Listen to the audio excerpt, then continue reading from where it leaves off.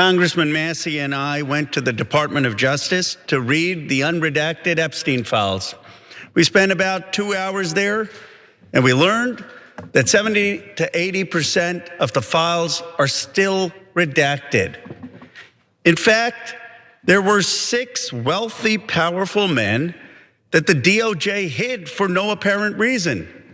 When Congressman Massie and I pointed this out to the Department of Justice, they acknowledged their mistake, and now they have revealed the identity of these 6 powerful men. The real question is, will Democratic Congressman Ro Khanna unveil the names of these powerful men? Why don't we wait and see? These men are Salvatore Navora, Zorab Mikaladze, Leopig Leonor, Nicola Caputa, Sultan Ahmed bin Sulayem, CEO of Dubai Ports World, and billionaire businessman Leslie Wexner. He did it. You've just heard Representative Ro Khanna name 6 of the alleged co-conspirators in the Epstein files, names that were ridiculously redacted, but now we have some clarity on who these individuals are. Now, right off the bat, I just want to say, while there are certainly some emails incriminating some of these people, and I'll tell you which ones we have some potential evidence of wrongdoing for, I want to be clear that not everyone that was listed is definitely someone who carried out child sex trafficking or engaged in any type of criminal behavior. It's important to actually investigate this appropriately. And if there is evidence, bring them to trial and ensure that there are real consequences for it.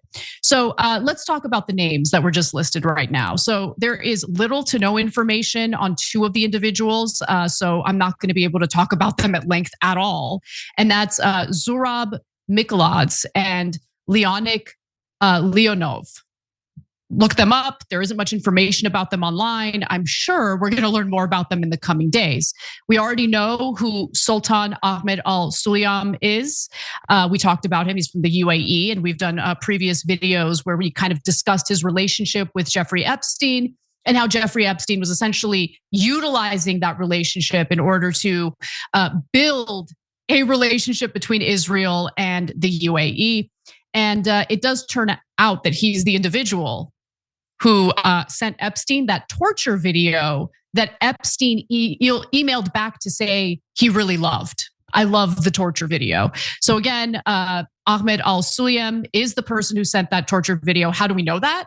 Well, thanks to Congressman Thomas Massie, who posted about it just yesterday, saying, in response to my posts on X today, DOJ unredacted an FBI file that labels 2 individuals as co-conspirators, unredacted a file that lists several men who might be implicated, tacitly admitted that Sultan Ahmed Al Sulayem was the sender of the torture video.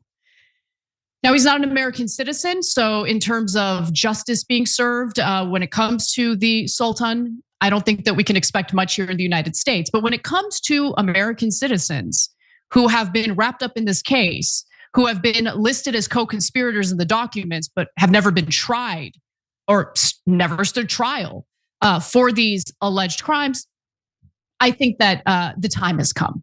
I think people are ready to see a real investigation into this, and more importantly, to see real justice for the survivors who were victimized and were denied justice for decades. Every time you ring the bell below, an angel gets his wings. Totally not true, but it does keep you updated on our live shows.